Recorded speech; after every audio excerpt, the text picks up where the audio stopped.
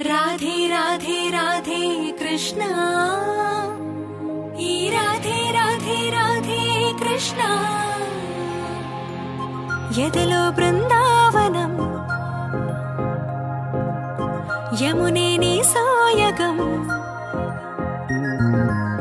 यदलो बृंदावनम यमुने नी ஆயனை மண்ணு வடமதுரை மைந்தனை தூய பெருநீர் யமுனை துறைவனை ஆயர் குலத்தினில் தோன்றும் மணி விளக்கை தாயை குடல் விளக்கம் செய்த தாமோதரனை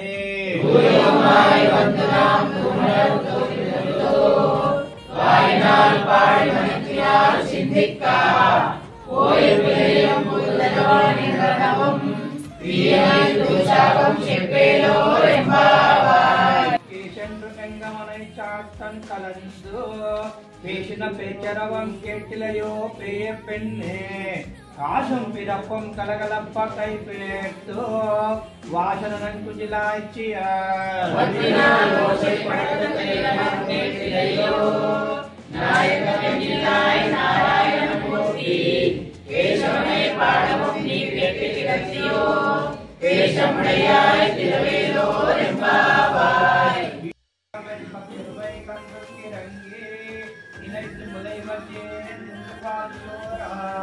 அனைத்தில்லம் சேராக்கும் நச்செல்வன் தந்தாய் அணித்தலை வீடனின் வாசல் கடை பற்றி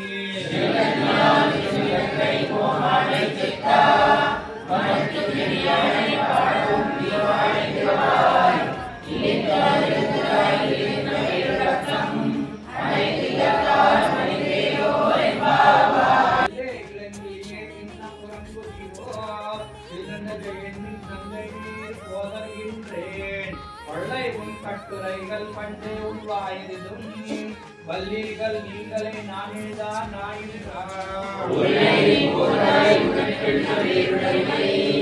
எல்லாரும் போந்தாரோ போந்தாரோ வல்லானை கொண்டானை மாத்தாரை மாத்தளித்தா வல்லானை மாயனை பாடேரோ ரெம்பாவாய் உலகம் கலந்தாய் போற்றி சென்றிங்கு சென்றிலங்கு செத்தாய் போற்றி உன்னச்சடம் தைத்தாய் போல் போற்றி கண்டு புரிதா எரிந்தாய் கடல் போற்றி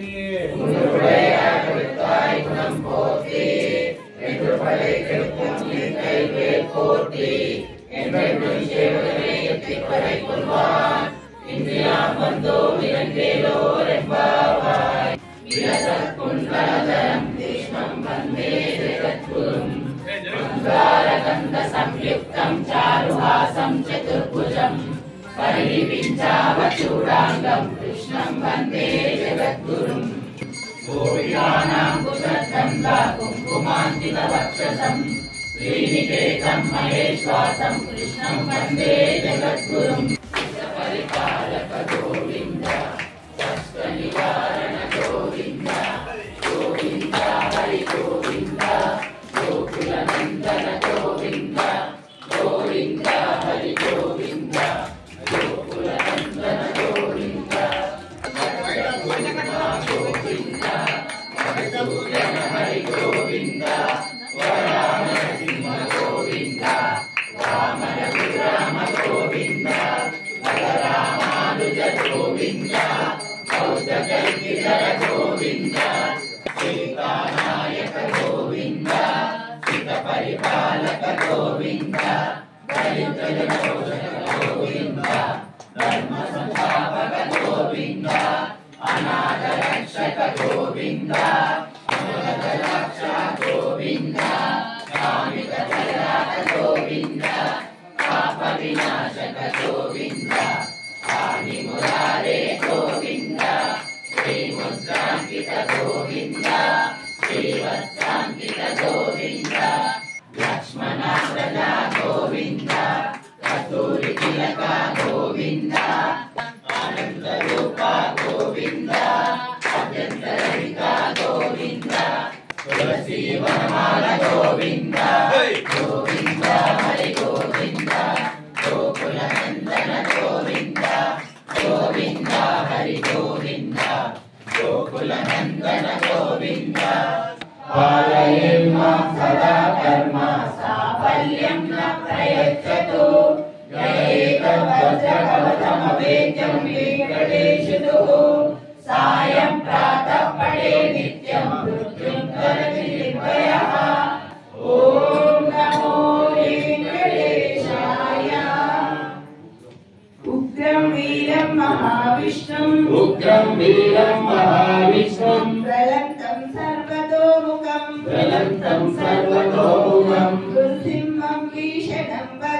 नृसिंहं भीषणं भद्रं मृत्यो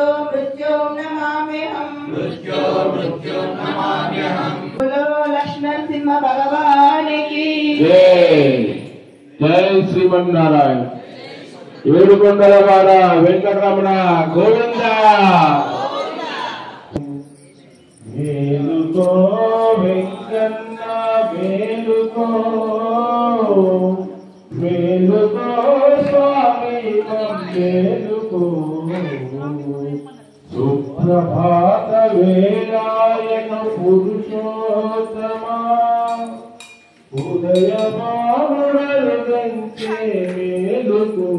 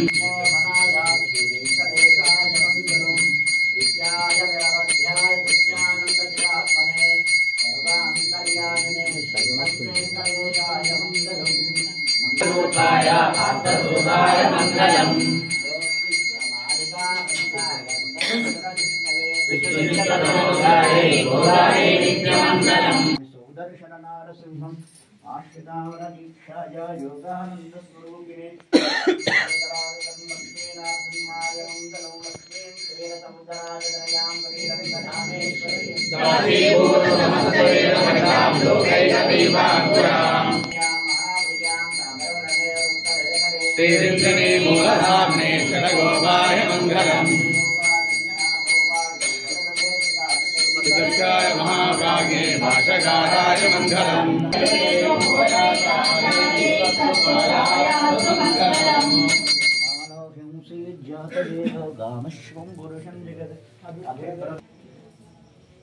तन्नो गोदा प्रचोदयात् तन्नो रामचन्द्र प्रचोदयात् तन्नो सीता प्रचोदयात् तन्नो श्रीनिवास प्रचोदयात् तन्नो नारसिंह प्रचोदयात् तन्नो शंकर प्रचोदयात् तन्नो शेष प्रचोदयात् तन्नो गरुड प्रचोदयात् तन्नो नील प्रचोदयात् तन्नो आदित्य प्रचोदयात्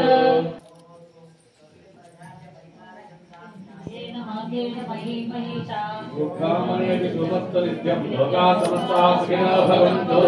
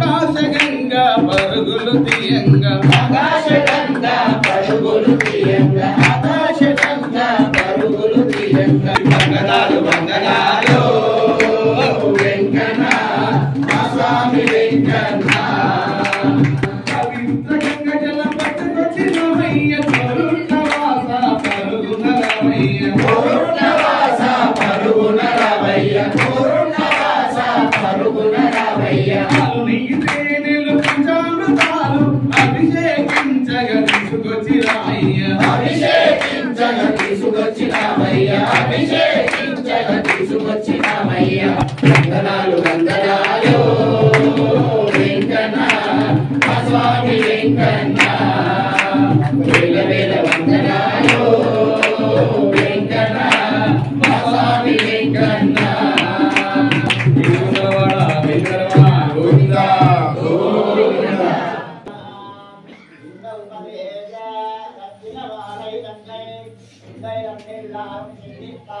எந்த எதிராஷர் இன்னருளுக்கு என்று விளக்காகி எதிராக வாதித்து வருத்தாம்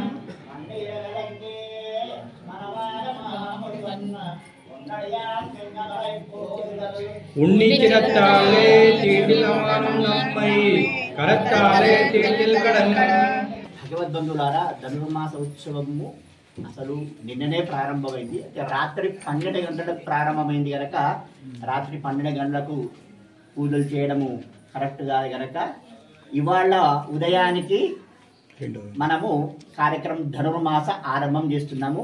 అంటే నిన్నటి పాశురము ఇవాళటి పాశురము రెండు కలిపి మనం ఇప్పుడు స్వామివారికి అనుసంధానం చేద్దాం.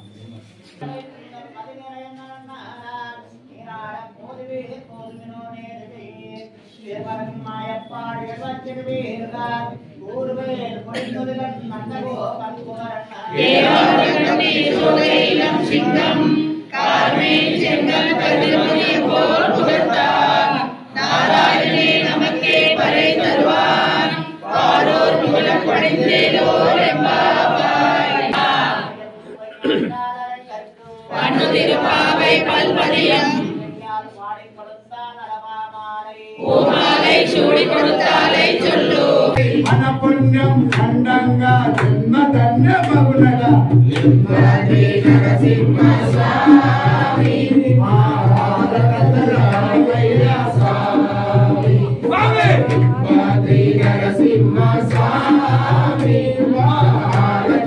రామయ్య స్వామి లింబాది జాతరలో గమ్మత్తుగా గడపాలి లింబాది జాతరలో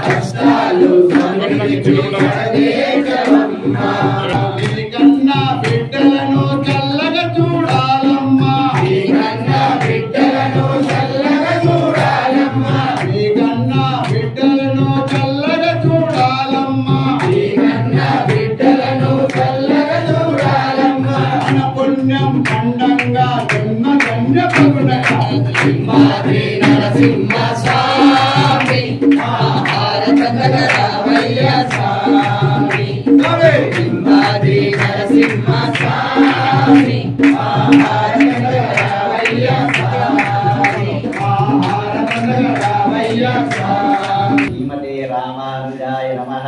శ్రీమతే రామానుజాయ నమః. மார்கழி திங்கள் மதி நிறைந்த நன்னாளால் நீராடப் போதுவீர் போதுவினோ நேரிழையீர் சீர்மலரும் ஆயப்பாடி செல்வா சிறுவீருகால் நானுமேனி செங்கன் கதிர் மதியம் போல் நாமும் நம் பாவைக்கு செய்யும் கிரிசைகள் கீழீரோ பாற்கடலுள் பையிட்டுகின்ற பரமநடிபாடி நெய்யுண்ணோ பாலுண்ணோ நாட்காலே நீராடி மையிட்டெல்லோம் மலரிட்டுனாம் முடியோ செய்யாதன செய்யோ தீக்குறளை சென்றோதோ சூடிக் கொடுத்தாலை சொல்லு சூடிக் கொடுத்தா சுடர்கொடியே சொல்பாவை பாடி எருளவல்ல பல்வலையாய் சரணம் अस्मद्गुरुभ्यो नमः श्रीमते रामानुजाय नमः ओम श्री गोदादेव्यै नमः जय श्रीमन्नारायण శీతాకాల సమావేశాలకు మన కుటుంబ సభ్యులందరినీ ఆహ్వానిస్తున్నాం. నెల రోజులు శీతాకాల సమావేశాలు, ఆ తర్వాత మళ్ళీ శీతాకాలంలో మళ్ళీ సమావేశాలు. జై శ్రీమన్నారాయణ. ధనుర్మాసం. పిల్లలు బయట పెద్ద చదువుల్లో చదవడానికి వెళ్తారు, ఎండాకాల సెలవుల్లో ఇంటికి వస్తారు నెల రోజులు. అట్లే మనం కూడా ఇప్పుడు ఎండాకాల సెలవులు మనకందరికీ నెల రోజులు, శీతాకాల సమావేశాలు, ఎండాకాలం సెలవులు అన్నమాట. నెల రోజులు మనమందరము మళ్ళీ కలిసి మన బాగోగులు అవి కూడా దీంట్లో భాగమే, మన బాగోగులు కూడా చర్చించడము దీంట్లో భాగమే. నెల రోజులు ఆనందంగా మనము అమ్మవారు ఏర్పాటు చేసినటువంటి ఈ ఉత్సవాన్ని ఆనందంగా అందరము కలిసి జరుపుకుందాము. జై శ్రీమన్నారాయణ. ధనుర్మాస ఉత్సవము అందరికీ తెలిసిందే. దీంట్లో కొంతమంది కొత్తగా మన ఇంటికి వచ్చిన కోడళ్ళు ఉంటారు, కొత్తగా పెళ్ళి వచ్చిన వాళ్ళు ఉన్నారు, వాళ్ళకు కూడా తెలియదు కదా అసలు ఏంటిది, ఇంత మబ్బున వచ్చి ఇంత పూజలు చేసుడు ఏంది, ఏం చదువుతున్నారు, ఏం కథ అనేది కొంతమంది కొత్త వాళ్ళు ఉంటారు. అమ్మవారు కలియుగంలోనే జన్మించి ఒక మహానుభావుడికి తులసి వనములో, వాళ్ళ ఇంట్లో పెంచుతున్నటువంటి తులసి తోటలో ఆ అమ్మవారు ఆయనకి లభించడం జరిగింది.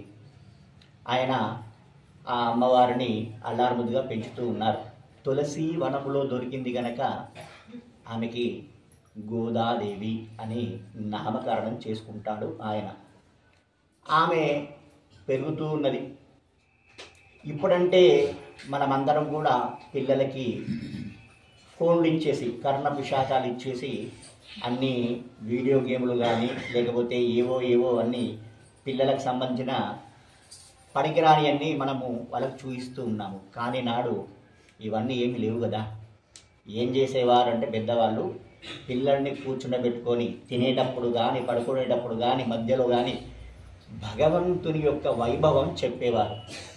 భగవంతుడు ఇట్లా ఉంటాడమ్మా, అట్లా ఉంటాడమ్మా, పిలిస్తే పలుకుతాడమ్మా, ఊరికి వస్తాడమ్మా, మన కొరకు ఏ పనంటే ఆ పని చేస్తాడమ్మా అని అలా ఒక్కొక్క భగవంతుని అవతార యొక్క లీలలు చెబుతూ వస్తూ ఉండేవారు అన్నమాట.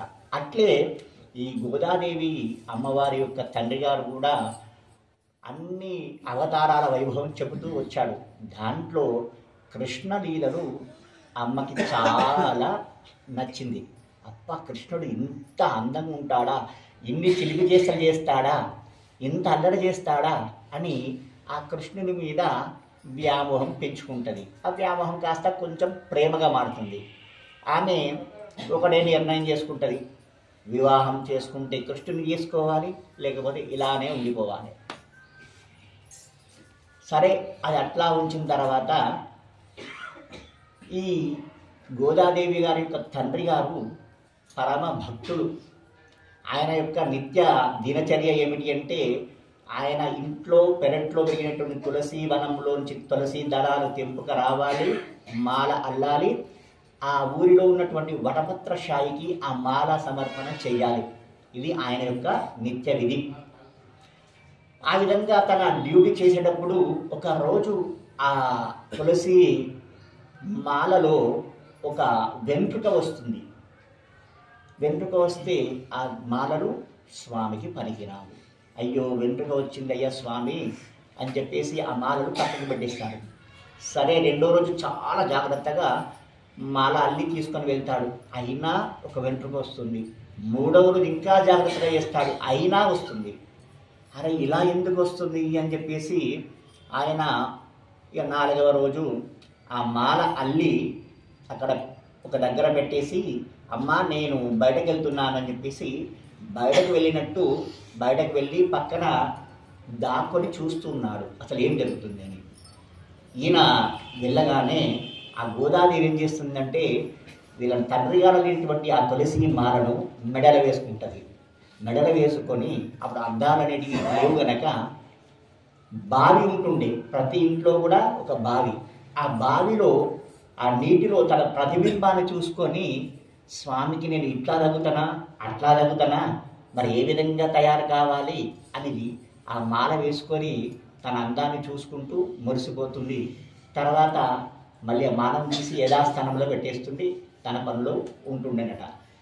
అది ఈయన గమనిస్తాడు. ఆహా, నా కూతురు ఈ విధంగా చేస్తుందా, అందుకొరకే దాంట్లో వెంట్రుక వస్తుంది అని చెప్పేసి ఆయన మాలలు స్వామికి సమర్పించడం మానివేస్తాడు. అమ్మాయిని ఏమనరాదు, ఎందుకు అంటే దొరికింది తులసి వనములో అల్లారుముద్దుగా పెంచుతూ ఉన్నాడు. అలా మాలలు సమర్పణ చేయడం మానివేస్తాడు. 2 రోజుల తర్వాత ఆ భక్తుడికి స్వప్నంలో కనబడతాడు వడభద్రశాయి. ఏరా, నాకు తులసి మాలలు తీసుకొస్తలేవు, ఏమిటి సంగతి అని అడుగుతాడు. అప్పుడు ఆయన ఏం చెప్తాడంటే, అయ్యా ఇలా ఇట్లా నా కూతురు విధంగా చేస్తుందయ్యా, అందువరకే ఆ మాలలు మీకు తీసుకువస్తలేను అంటాడు.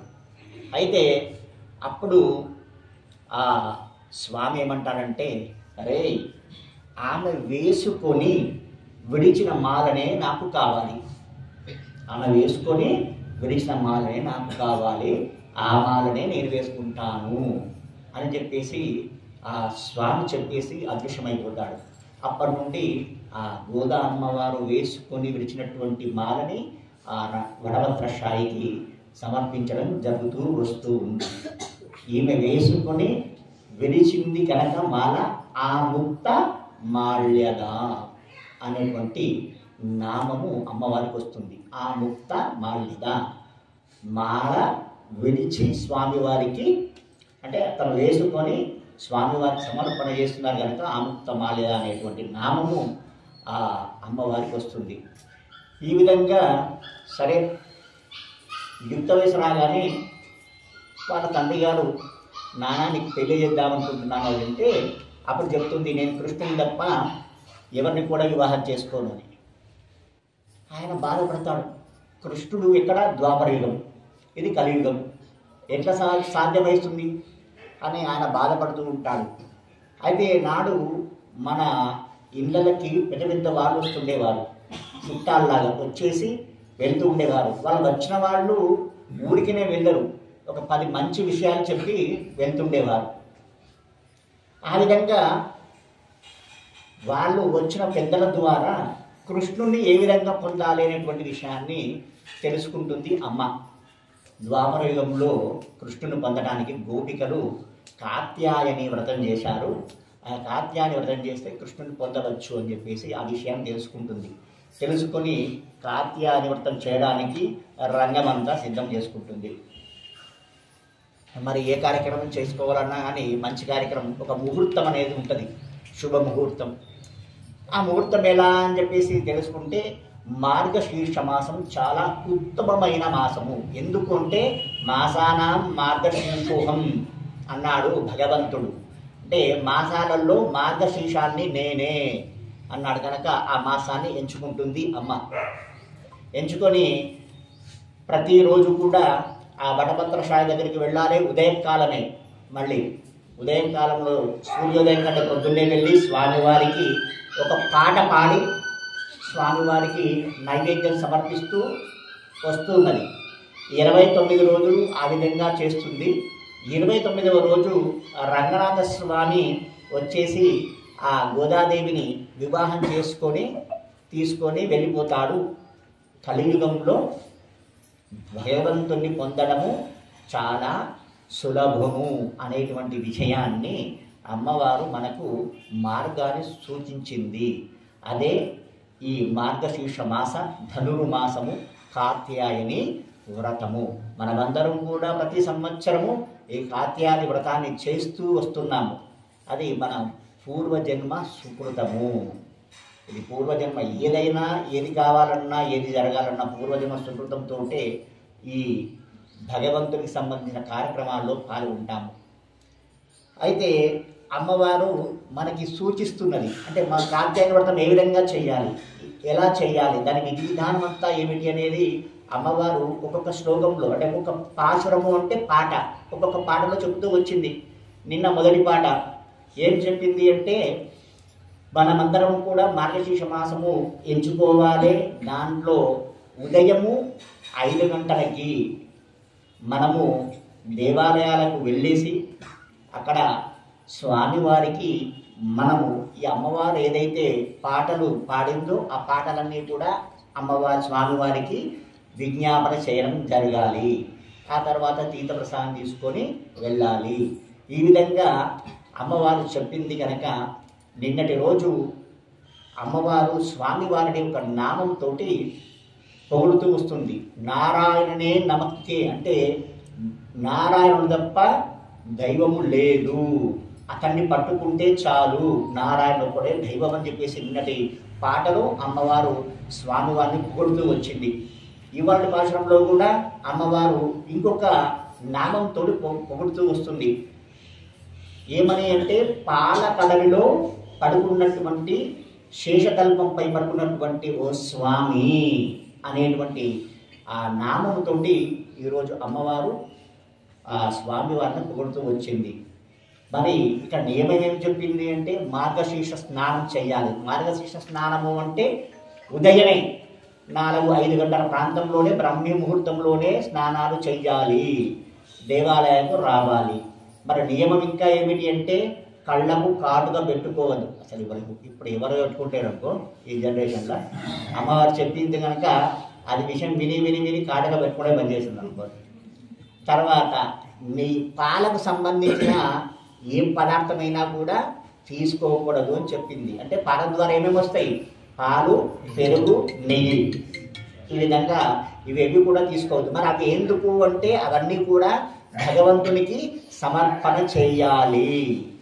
తర్వాత పువ్వులు కూడా పెట్టుకోవద్దని చెప్పింది. ఎందుకు అంటే, మీరు పువ్వులు పెట్టుకున్నాక స్వామి దగ్గరికి ఏం పోతాయి, ఏం పోవు. అందుకొరకు ఆ పుష్పాలన్నీ కూడా నెల రోజులు స్వామికే కైంకర్యానికి వినియోగించాలి, స్వామికే అర్పించాలి అని ఈ విధంగా ఈ నియమాలన్నీ కూడా అమ్మవారు చెబుతూ వచ్చింది. మనం కూడా ఈ నియమాలు పాటిస్తూ ఈ ధనుర్మాస కార్యక్రమాన్ని మనం అంగరంగ వైభవంగా జరుపుకుందాము.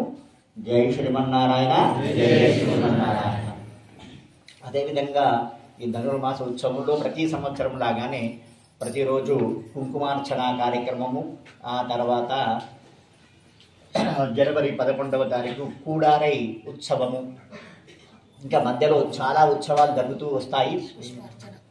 లక్షవ పుష్పార్చన, తర్వాత ఆచారులకు సంబంధించినటువంటి కార్యక్రమం. ఆచారులు అంటే ఇక్కడ మన సన్నిధిలో ఉన్నారు 12 మంది ఆచార్యులు ఉన్నారు. వీళ్ళందరూ కూడా కలియుగంలోనే పుట్టేసి భగవంతుని దర్శనం చేసుకున్నటువంటి వారు వీళ్ళందరూ కూడా. దాంట్లో గొప్ప అతి మంచి స్థానంలో ఉన్నవాడు రామానుజాచార్యులు, భగవత్ రామానుజాచార్యులు. అంటే ఆయనకు భగవత్ అనేటువంటి బిరుదు ఎందుకు వచ్చిందంటే, భగవంతునికే గురువు, వెంకటేశ్వర స్వామికి ఆయన గురువై ఉన్నాడు గనక ఆయనకి భగవత్ రామానుజాచార్యులు అనేటువంటి బిరుదుని స్వామివారు ఇచ్చారు.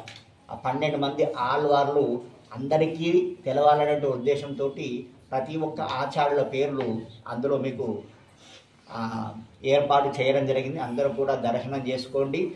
అదేవిధంగా ప్రతిరోజు కూడా స్వామివారికి నైవేద్యానికి నివేదనకి కూడా ఎవరైనా ఇచ్చేవారు ఉన్నా కానీ మమ్మల్ని సంప్రదించండి. ఈ రోజు నుంచి దినదినము కార్యక్రమాలు పెరుగుతూ ఉంటాయి. అందరూ కూడా శ్రమ అనుకోకుండా మాది అనేటువంటి మా కార్యక్రమం అనేటువంటి ఉద్దేశంతో వచ్చి ఈ కార్యక్రమాల్లో పాల్గొని అందరూ కూడా వైభవాన్ని, ఆ అమ్మవారి వైభవాన్ని అందరం కూడా పొందుదాము. జై శ్రీమన్నారాయణ, జై శ్రీమన్నారాయణ. విష్ణు ప్రవర్తన, జై శ్రీమన్నారాయణ. అంతేగా దీక్షాంకరం అంటే అందరికీ తెలుసు కదా.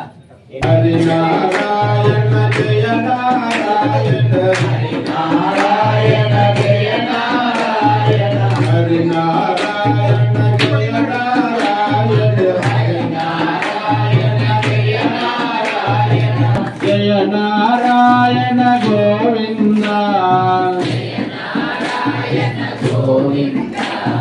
హరి నారాయణ జయ నారాయణ హరి నారాయణ జయ నారాయణ యశోద తనయ గోవింద యశోద తనయ గోవింద యదుకుల భూషణ గోవింద యదుకుల భూషణ గోవింద కస్తూరి తిలక కావేరి రంగ శ్రీరంగ రంగ గోవింద శ్రీరంగ రంగ